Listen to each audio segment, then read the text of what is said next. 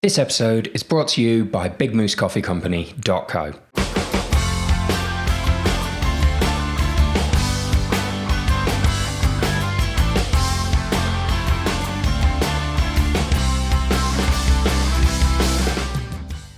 Greetings, pals. Good to have you back. It's not been long, has it? It's not been long at all.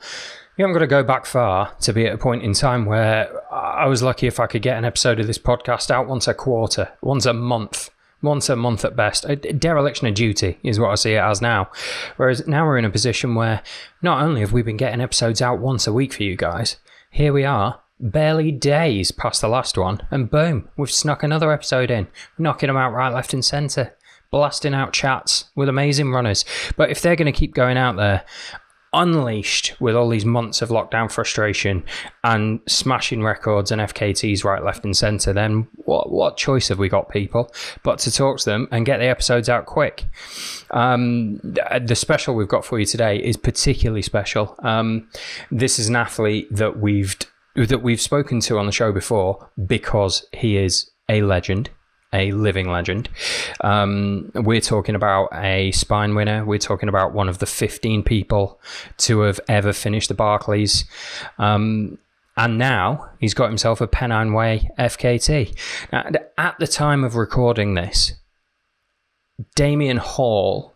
at the time of recording this intro, Damien Hall is now out there on the trail going for the FKT again. So that's like, we could end up with 2 records on the Pennine Way in a week, which is ridiculous given that we'd waited 31 years up to this point. And, you know, best of luck to Damien Hall. I hope he has a fantastic time. The guy literally wrote the book on the Pennine Way, and I do mean that in the literal sense. Not when people say literally, but they don't mean that. He really did write a guidebook on the Pennine Way. So almost embarrassing for him if this doesn't go well, to be honest. And just kidding, Damo. I hope you have a great time. And whatever is the outcome of Damien's run, the runner we're about to talk to broke a record within the last few days that had stood for 3 decades before he came along. So we're going to have a fascinating little chat with him now about his approach to training and planning for something as epically huge as this. And the person we're going to talk to, you'll obviously have realised by now, is John Kelly. John, how are you doing? Doing all right. How are you doing? Yeah, not too bad. Not too bad, thankfully. How are you feeling now? Are you fully rested and recuperated? How long does it take to bounce back from doing something genuinely world-class and epic? Generally, these things, I find I feel 100% after about 10 days. I doubt it's the case that I could go out and do another effort 10 days later. But at least in day-to-day life, I feel normal. I've kind of moved past the feeling like I got hit by a train phase and more just have random uncontrollable urges to nap throughout the day, which, I don't know that that's all that unusual anyway. No, I got to say that just sounds like a Wednesday to me. That's a very normal state of affairs. So 10 days to bounce back from something like this. I didn't mean to get bogged down in the nitty gritty straight away, but I think I have no conception of what it can feel like the day after doing something this big. So what did your body feel like? Let's say, not in the moment when you've got all that adrenaline and you're sitting beside your plant pot in Kirk Yetholm. I mean, like the next day when it's sunk in, how is your body feeling after something like this? So it's not as much what people might think, where you have the sore muscles and you can't go downstairs or sit down on a toilet and all of that sort of thing. That happens.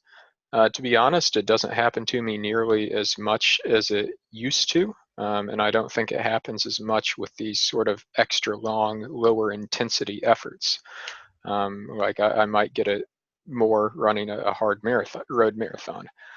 But what it does definitely do is just give you complete 100% systemic exhaustion. Your mind is in a fog. You feel like I had a day where I felt like I couldn't peel myself up out of a prone position. It was like my muscles were okay, but gravity was just 10 times its normal force, and I couldn't couldn't Wow. move any part of my body up away from the earth. So it's that kind of just total exhaustion feel and the mental fog that really takes the longest to get over. And you know what? After the last time we spoke, we had a guest on who was a sleep expert. We talked about sleep in ultramarathons and, how to train yourself to be able to prepare for those periods of sleeplessness. And I for his sake, I'm sure he'd be fascinated to know, when does your sleep pattern come back to normal? Like, because I always imagine this sort of caricaturistic idea that you would somehow finish one of these and just zonk out for 24 hours. That's not really how it's going to work, is it? So no, not at all. And I'd love to talk more to this person about how to solve some of these issues I face during runs like oh this, man, in I bet terms he'd be of trying to fascinated to stay speak to awake. you. Yeah. Because that's one thing that I feel I still haven't fully cracked is the best sleep strategy during one of these. Afterwards, yeah, you kind of think that I would finish and then just be out for a while, but especially that first night, your body is still wired. Things are aching. You're going to wake up multiple times throughout the night, and usually that first night I don't sleep very well at all. Typically, the second night afterwards, I will be out, just gone, but still, wake up a number of times throughout the night with various uh, aches and whatnot, and my body clock is of course thrown way off. So I was waking up at odd hours of the morning that I wouldn't normally wake up at, and still kind of at that point where I don't feel I've gotten one complete solid night of sleep, and we're I guess we're what, like 5 days later now, almost, Yeah. no, 6. Yeah, so I finished on Thursday and today's Tuesday. So yeah, I mean, I'm getting there. Every night is a little bit better, but I definitely wouldn't say it's normal. No, fair enough. Well, there you go. I'm going to have to put you in touch with that guy because I think he could listen to you talk about sleep monsters and the effects that you guys go through on it. And we'll cover this in a bit. But congratulations, first off, you've successfully completed the first half of your Hartley Slam. So absolutely epic. And 34 minutes was the margin in the end. Is that right? Yeah, it was, and it's some people look at that and say, "Wow, half an hour, that's a big chunk," and it's over that distance. It's really not. Like, it doesn't take long to lose, or it's not hard to lose or gain 30 minutes. If you just total up the time I spent looking for toilets or doing other little things, stopping here and there, it's 30 minutes. If I had taken an extra 30 seconds per hour, that's 30 minutes.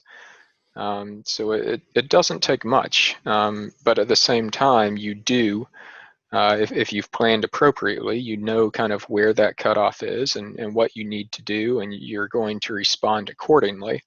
Like going over the Cheviets, where I had kind of tactical stops and whatnot to ensure that I wasn't putting myself at risk of blowing up or falling asleep, but that I would still get in comfortably under the margin there. And, that was the bit that did it for me. And the data scientist in you comes across in the blog, which I thought was excellent, by the way.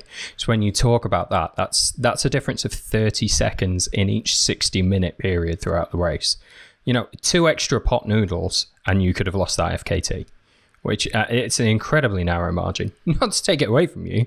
What you've done there is beaten a record that stood for 30 years, but I think that really talks to how much it took to beat a record like that. Yeah, and I don't know if it's a subconscious thing of some kind of internal motivation, or if it is that I'm really planning these things out this well, but I've kind of made a habit of this, where I have I finished Barclay by about the same margin. It was just under 30 minutes in a 60-hour race, 60-hour cutoff, and I finished in 59:30. There was another big FKT I did a few years ago where my goal was to get sub 24 hours, and I finished in 23:48. Wow. I wanted to get sub 9 hours in the Ironman. So I had 3 straight races about within a month or 2 months, I guess. Yeah, 2 months of each other that all of them were 8:58 on the dot. Wow. And so, there is a psychological aspect to it, and you'll see if you look at marathon finishing times, there's always this kind of peak in the distribution at like Boston qualifying times, or to go sub 3 hours, or to go sub 4 hours, where people have that extra little bit of push to get under the wire. It says a lot as well about your preparation behind this. I mentioned, like, in real life, you're a data scientist. You've done the maths well going into something like this if you are coming out with a result that's so close to the plan you went in with. And I think that speaks a lot to how much strategy is really involved in once you get to these sort of epic length distance races and records that you're going for. Yeah, and to be honest, I think that's one reason that I tend to excel. The longer and the more complex and the more difficult things get, because it's not just a matter of fitness and physical capability and trying to outrun everyone else. There's a lot of added elements to it, and the proportion or the relative importance of mental strength and planning and strategy shoots way up. And so while I'm a capable runner, I'm never going to be vying for an Olympic medal in the marathon, or really even trying to win the local city 5K or anything like that, where it is just a lot more speed and physical strength. I think you've earned the right at this point, John, to use a stronger adjective than capable when you refer to your running. Looking at the numbers, I'm going to give you permission for that right now.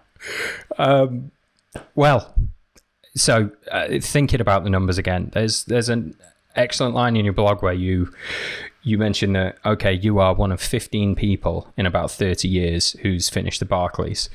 But what you were talking about doing with this FKT was beating something that nobody had beaten in the last 30 years. This seemed like a step up again in the difficulty level of the sort of challenges you set for yourself.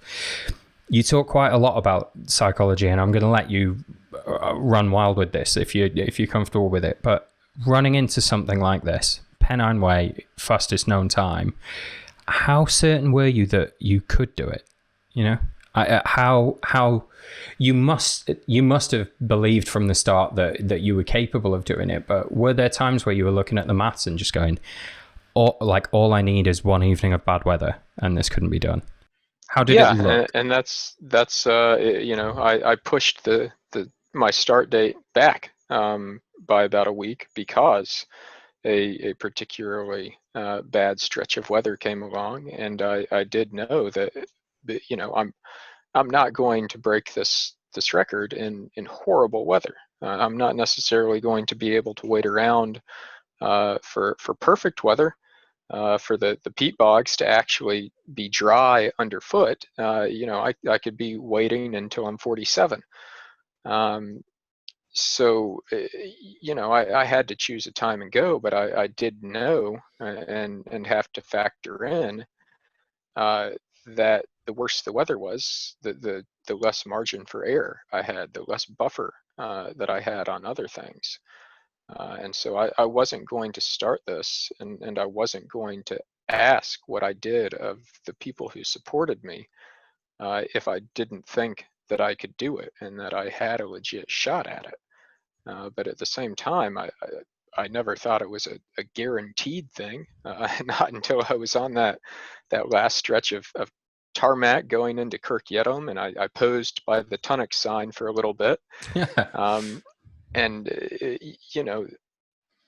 but that's what makes it exciting. That's really what makes anything about sports exciting, is that kind of unknown and the question of whether something can be done.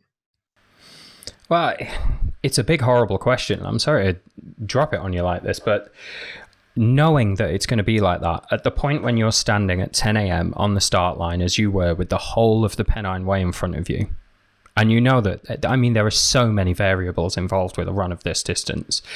I mean, why?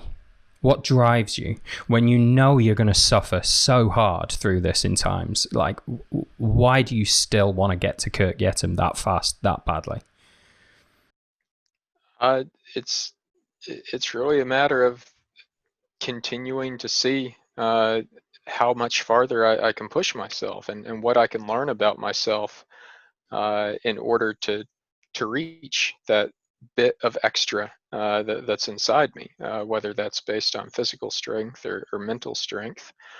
Every time I do one of these things, I kind of learn not only about my ultra running capabilities, but a lot about myself and how I respond to these situations. And that's something that I see as immensely valuable, that I can't do in everyday life. I'm never put in these sorts of extreme situations. And I can go out there and do it in really a low consequence environment, where the worst that happens is if I don't make it, then I haven't come away with the great achievement that I hoped for, but I will have definitely taken away from it, no matter what. Yeah, absolutely. I mean, I saw in your blog that you went out to do, what did you call it? The No Barclay. Yeah. Which is excellent. I definitely got a couple of questions about that, but you mentioned in your sort of bits of the blog about that you'd felt that you were able to cover the equivalent of a round faster this time around, that you were fitter than you were when you became the 15th person to finish that race. So you hadn't found a limit at the point at which you finished the Barclay. I mean, where is the end point? Do you think you ever will hit a point and think, this is it, this is the peak achievement? I certainly will. And I kind of hope that I hit that before my body inevitably starts a bit of a decline through the aging process. One way or another, I'm gonna hit it, and so that's my goal right now, is to find where it is, and I definitely am at that point where I feel like I've got to be closing in on it. When I first started out with running and doing some of these things, I had no idea, and it's kind of blindly throwing darts each time of, well, where is it? Is it over there? Nope. Well, is it over there? Nope, not yet. And you have no idea. Like, you have no perception of what your limit is, because you haven't even explored far enough to see that far. I feel like now I'm at the point where I at least have an idea of kind of, it's somewhere in here, and I just need to keep creeping a bit closer to the edge to see. And this could have very well been it, for all I knew. But it turns out that it wasn't, and now I'm gonna have to see what else is out there. Yeah, well, you've already got grand plans for the rest of the year, haven't you? For those who haven't already read the blog, and I know we covered this a little bit in the first time you appeared on the podcast, what's the second half of the Hartley Slam? So I'm going to return to try something that I attempted last year, where I'm going to do the three big rounds in the UK: the Paddy Buckley round in Snowdonia in Wales, the Bob Graham round in the Lake District, and the Charlie Ramsey round in Scotland. These are each kind of 24-hour rounds, and I'm going to attempt to do them consecutively and cycle between them. So I tried last year. I had a bit of futility in my effort, and that I tried kind of going straight into a British storm. I didn't really know better at the time, and I made it as far as I basically got on my bike, headed to Scotland, and decided that I was no longer in a state where cycling was safe, and so I called it at that point. But I'm Wow. gonna go back in a few weeks and have a much better strategy, much better approach this time, and also a little bit of a weather window to hopefully avoid the absolute worst of it. You've learnt now. From the outside, I can understand it. British weather. How bad can one of our storms be? It's just drizzle 90% of the time. But yeah, you've been through a couple now. You managed to do the spine race right through the middle of Storm Brendan, didn't you? Yeah, I seem to attract them whenever I head to the hills. So one of these days, I'm due to get just a lovely run without any weather issues. I've heard that it does happen. Here and there. I've only heard rumour, and I've lived in this country for 39 years, but there's lots of tales about it. I don't want to get bogged down in this, because the title of this podcast is definitely going to mention your Pennine Way FKT, and I don't want to disappoint anyone who came here for that. But the Barclays it's such a nightmarish challenge from the outside.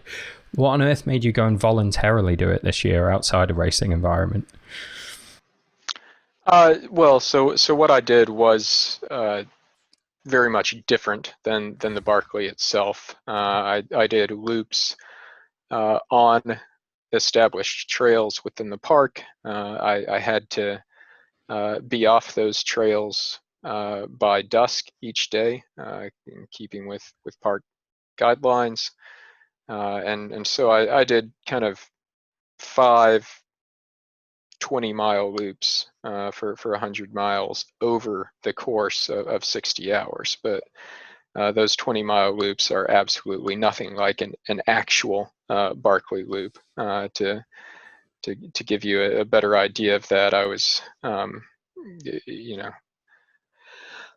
averaging, I think, a bit under four and a half, probably like 4 hours and 15 minutes across all 5 of these loops, whereas in an actual Barclay, my average is going to be closer to 12 hours per loop. Yeah. So not quite the same, but at the same time, I did want to get out there, use my fitness for something, and kind of pay a bit of a tribute to the people who would have been there. I carried the flags of the countries that would have been represented on my pack. And as that was kind of the time where everyone was first going into lockdown, I thought it was would be great to just provide some sense of normalcy to people's lives during that time.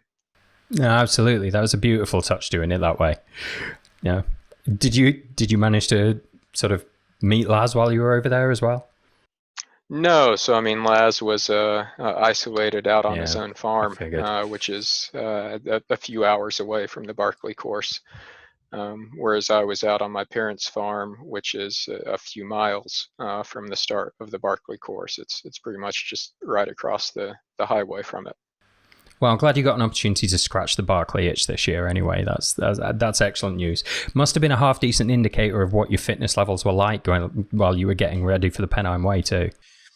Yeah, it was, and that was the part of that kind of Barclay challenge I did that was a bit disappointing, honestly. Was I was doing very well compared to what I've done on that loop in the past, and so having that level of fitness and not being able to apply it to the actual Barclay was a bit frustrating. But I knew that it was there, and I was continually kind of trying to adjust my plans in my head so that when the opportunity did arise for me to use it for something, I would be ready. Amazing. So let's get on to the Pennine Way FKT before people start skipping through this podcast. I don't want to disappoint any of the listeners. So what date did you actually start out? Because it was pretty much, and it's been chaos all around the world for this, but it felt like around the same time, most of the Western world decided that lockdown was going to start to get a little less strict. And now it's FKT season. Like all hell seems to have opened loose, which is incredible. A lot of very frustrated runners suddenly let out into the world again. And it's been great fun to watch you all play.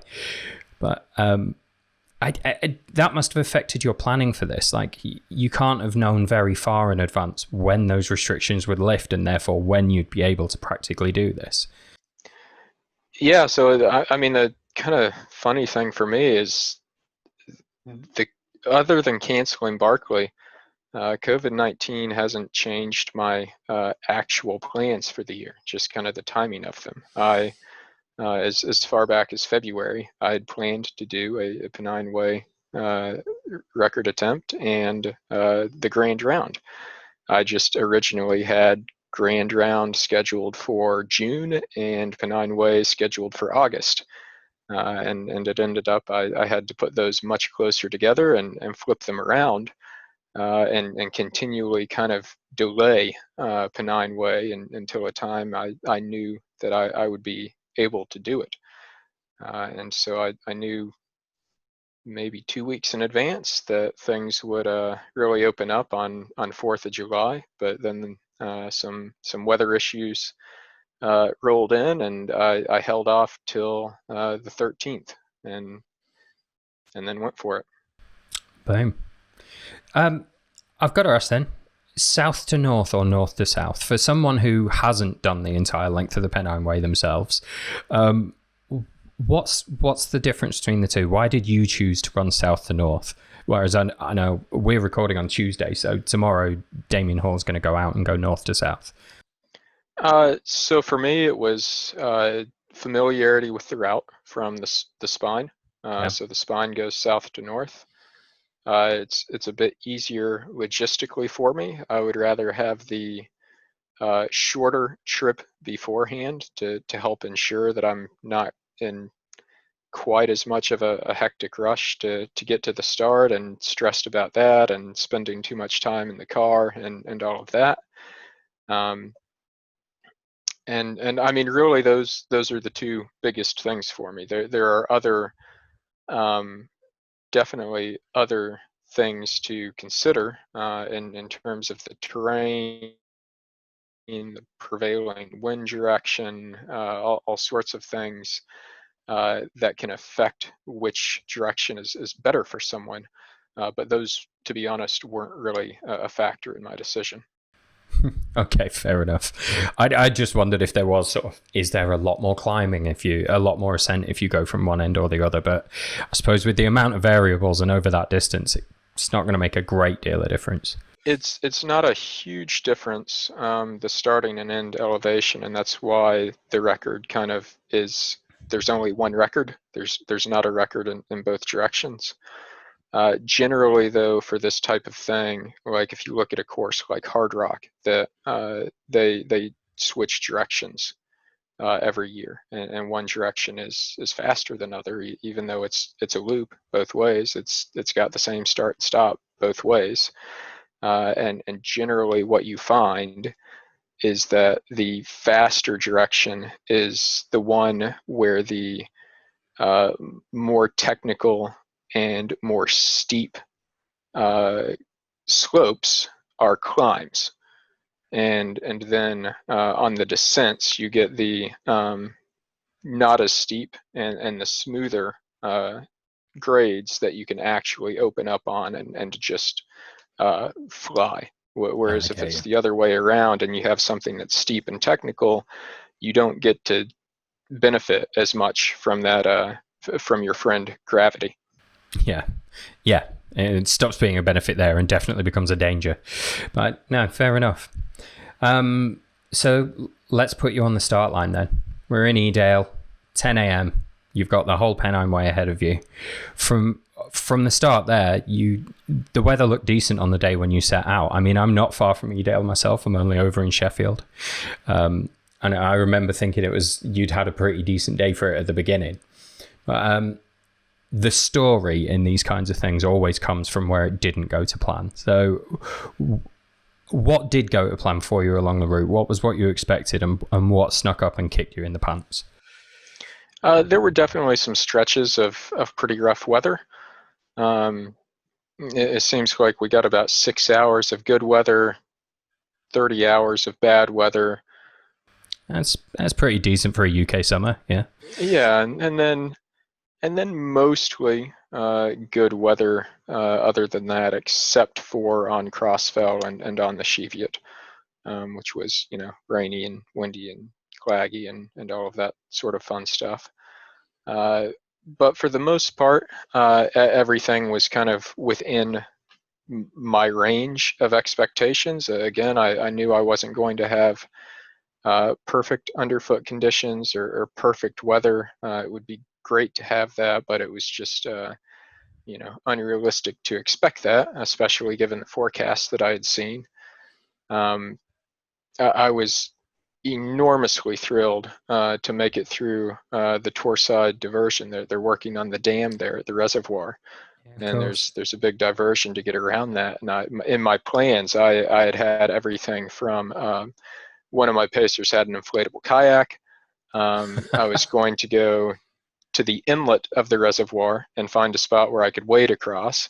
Last resort, I was going to swim across the reservoir and pull something out of my old triathlon bag of tricks. And in the end, I was finally able to get in touch with the foreman of the works, and they let us through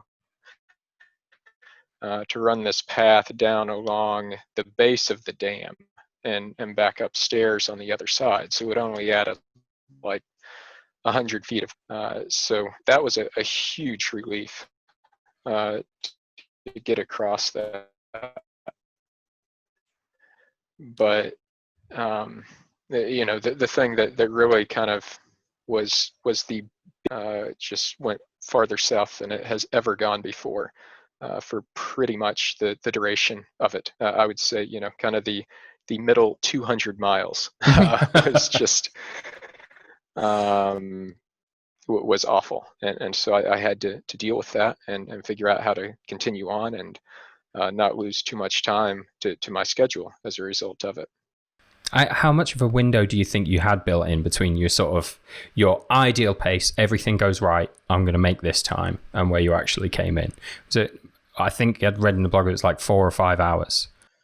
Yep. So it was about 5 hours and 15 minutes. I'd planned out my pace, my schedule between the various road crossings and other milestones along the way. And so my goal was to, this was my schedule. If everything was perfect, if like I was feeling great, no stomach problems, no sleep problems, the weather wasn't too horrible, this is what I can do. So then I had that, I like to think of that as I have a 5 hour and 15-minute bank account, basically, that I can make withdrawals from. And so as my stomach goes south, as I need to sleep, as I have to slow down for a rough patch of weather, I can make a withdrawal from that account, and otherwise continue on pace with my schedule. And now my buffer is just a bit less. And so I did that throughout the run, where I had to sleep, I had to try to reset my stomach, I had to slow down so we didn't mess up nav on some nasty weather. All of these things kind of ate into that buffer, but I knew as long as I kept my bank account with a positive balance and kept moving between milestones at my scheduled speed, that I would be fine. Had you planned on any sleep at the start, or was that always going to come out of this 5 hour bank of time? Yeah, it was. I expected that I would have to at some point. I didn't know how much.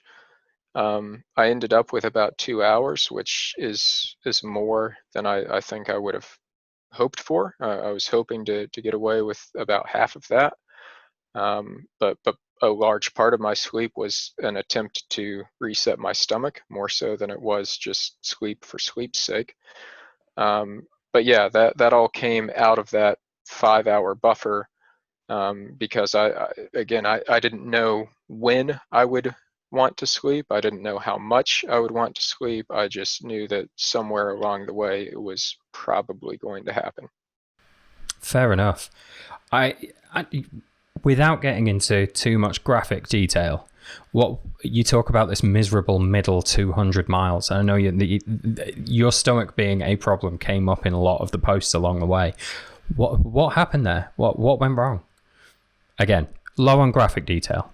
Yeah, I'm still not entirely sure if you know, I had a stomach bug or some sort of pre-existing issue going into it. Of course, you know, GI issues are a very common problem during ultras, but this is something where and I've experienced it before, but never to that level of intensity or for that duration. It was just I don't know, and I try to you know, some of my pacers were basically just hand feeding me a drip of like 20 calories every 10 or 15 minutes just to try to get some stream into me, and it would just kind of go in there, and I could feel it just sit there. Like nothing was working its way through my system. It was just kind of squashing around and not doing anything. Oh man. So I just before halfway, I finally said, okay, well, I've got to do something, and forced myself to throw up, and you know, it came out as just this nasty, undigested bile, and you know, I took my first big nap and tried to sleep it off and reset things from that. It wasn't very successful. Um, and then just after Crossfell, I took my other big nap, and as soon as I woke up from that, I walked outside of the van and doubled over Oh and man. had one of those involuntary sessions where I'm just, you know, at the end of it, I'm dry heaving for 5 minutes in tears, wondering if it's ever going to end. Um, so I definitely cleared the slate, at least with that. Well, yeah.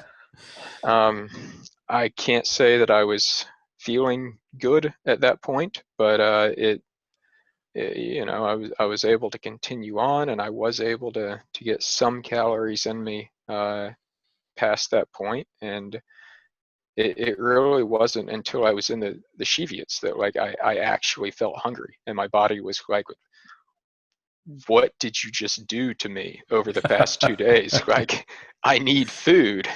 And at that point, like everything I put down my mouth, it just like it hit my stomach and incinerated. It was like nothing Like had even nuclear happened. fusion in there. Yeah, it was just go down, and then my stomach would keep growling. No food had just entered my mouth. Um, It sounds like your stomach had been being a bit of a dick for a couple of days before that. It should yeah, probably have cut you some slack. yeah. So you know, I'm still not entirely sure what it was, but it's definitely something that I need to uh, try to figure out and try to have a plan for in case it does crop up again. Absolutely, and we're in wild territory here. You know, you go out there and find me a nutritionist or a specialist in gut health of some sort who understands exactly what's going on with John Kelly's digestive system. When you're doing something like this, you're at the edge of what people really know will be happening to your body at that time. Yeah, and that's something where, you know, there's not a lot of literature out there that is specifically on ultra runners or endurance athletes in general. And there are a lot of kind of unique things about our body that, compared to the normal population, kind of seem bad or absurd. And if you aren't targeting this specific group, there's not a lot of information. There's not much you can say, and I very much would be willing to help science out and see what we can learn there, learn something about my own body in the process. But a year ago, after an ultra in Italy, I went to the med tent to get rehydrated after a hot race, and they happened to do an EKG on me, and they just started freaking out, and they ended up airlifting me to a hospital and taking me to a cardiologist, and they're all speaking Italian, and eventually I figured out what was going on, and I pulled out an old EKG that I had my wife send me and showed it to them, and they're like, "Oh, this is normal for you. It's fine. Go home." And it's just, there's some well-known things that, like, the EKG of an endurance athlete has some things that are different, and in a normal person would be bad, but in an endurance athlete, it's fine. And so it would be great to be able to learn more about those types of things. I know, fantastic. So for anyone who's listening that's relevant to, John Kelly has basically just donated himself to medical science, and you should absolutely make the most of this situation. Well, let's talk about the Pennine Way itself a little, because you finally got to see it. Like the Pennine Way in January, when we talked after the Spine win, I can't remember if it was you or it was Ian. I'd asked, so what were your favorite bits of it? And the answer was somewhere along the lines of, I don't know. You'd have to do it in summer to have an opinion on that. More daylight this time. Did you get to enjoy the Pennine Way a bit more fully this time around? Yeah, I definitely saw more of it, and that was great. In both cases, I got to see, like, High Cup Nick in the daylight, which is great. That's probably my favorite spot still after both editions. And unfortunately, kind of trying to push through the stomach issues, I wasn't looking around to enjoy things as much as I wish that I would have. But otherwise, yeah, it was very nice to actually see more of it in daylight. And during an attempt like this, I had a quick look through your blog, and the number of paces involved, and it always amazes this. I think there's this idea that on huge challenges like this, you're the only person whose legs are doing the whole thing. Like, you're obviously the person who's completed that challenge, but there's always a team around it. And I counted more than 20 names in terms of paces along the way. Are you on your own at any time along the way? I was not. And in planning this, I tried to set it up to where I had 2 pacers at any given point. No more than 2, because COVID restrictions and impact and everything else. It's unnecessary past that. But then 2 in case something happened to one of them at the last minute, and so that one could focus on navigation while the other focused on carrying and nutrition and that sort of thing. So yeah, a number of them did put in quite big days, especially on the second half of the run. If you looked at the list, it was it was much longer on some of the early sections, and then some of the latter sections, it was like 3 people. Wow. Yeah. And obviously a team behind that as well. You took Nikki Ligo along as your road crew, didn't you? Which anyone who's closely involved in the Spine will know who Nikki is. So I'm going to have to say hello. There you go, Nikki. There's your shout out. You can buy me a pint the next time we're in Kirk Yetholm. But yeah, she was incredible, and she did the whole thing start to finish. Sharon Dyson, who's also involved in the Spine, she was there for a large stretch of it. But yeah, Nikki was incredible, and she might have slept less than me during it.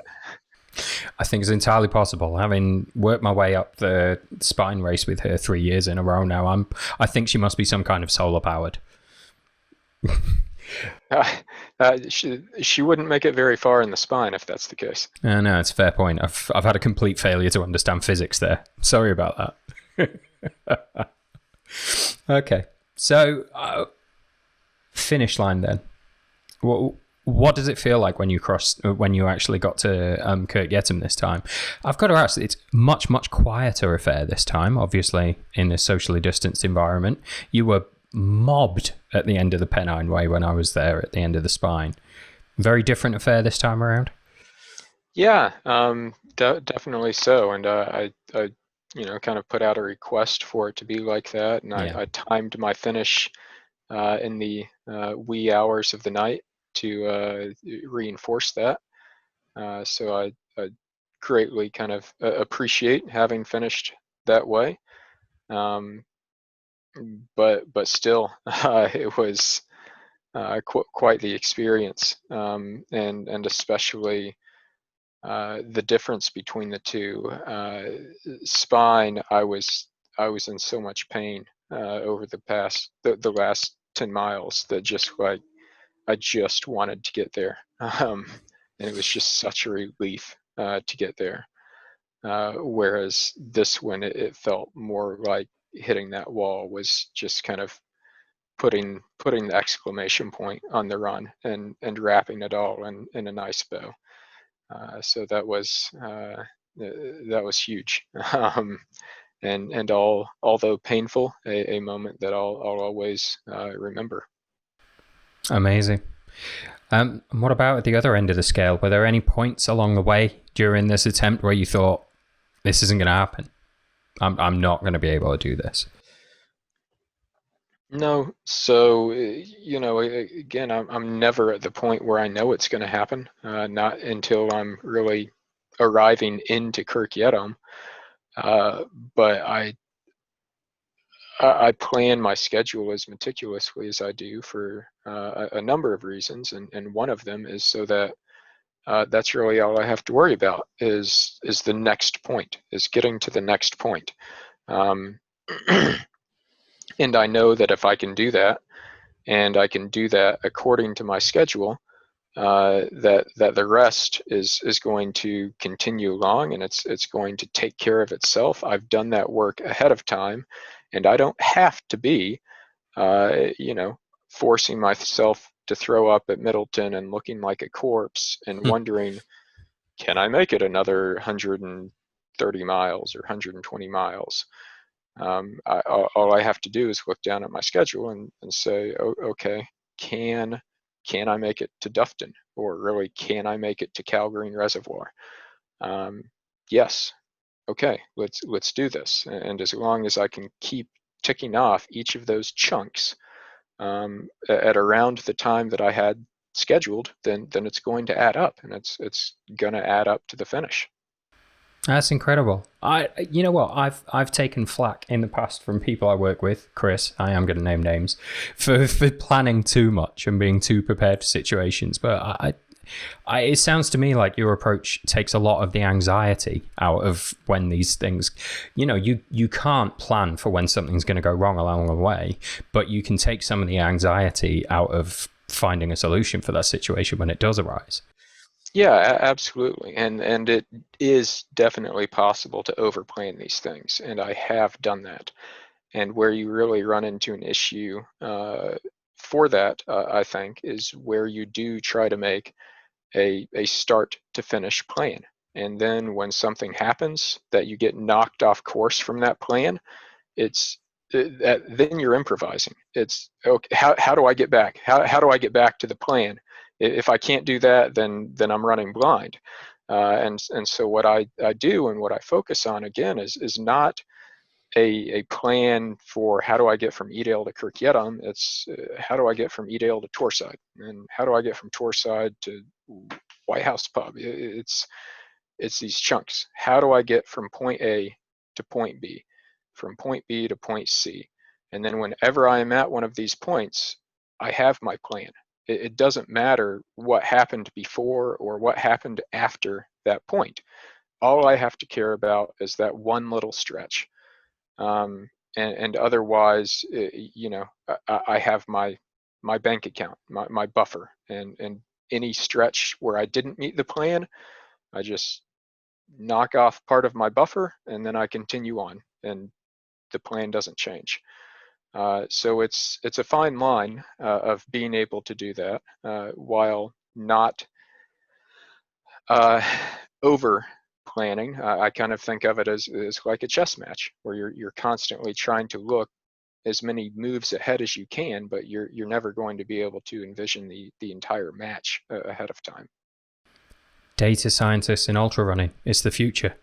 Absolutely is. You guys are at the peak of this game. Well, it's and you know, I'm kind of to the point now where again, doing these ultra long things and trying to challenge records and win races and do everything else, there are so many factors that go into this, and I know that I'm still not capable of outrunning everyone, but no one is going to outwill power me or outwit me on these things. And so that kind of eliminates the number of places where I can lose and increases the number of spots where I might have an advantage that can overcome a running inferiority. Fantastic. I just think your approach to these challenges makes them sound a lot more doable than they seem from the outside of it. So this record stood for 31 years before you came along. But at the time of recording, we've got somebody who's going to head out and have another go at it tomorrow. Have you had much contact with Damien about this? Yeah, quite a bit. Damien and I originally had a lot of discussions about racing at the same time in opposite directions. So I would start in Edale and he would start at Kirk Yetholm, and we would start at the same time. Unfortunately, our calendars didn't align. He wasn't able to start earlier, and I really can't push things back any farther because I'm trying to fit the Grand Round in. Of course, yeah. So we weren't able to do that. But I've discussed my approach and my outcome and kind of what I went through with him quite a bit. You know, if I'm 100% honest, you know, it would kind of stink to only have my record stand for a week. But at the same time, if anyone is to break it, Damien is an incredible guy. There's no one that would deserve it more. He literally wrote the book on the trail. He literally did. Yeah, and so I would love to see it happen. And I really do view these things as kind of collective achievements where we're pushing each other and continually seeing how much farther we can go. And if he does break it, then I've helped him push that much farther.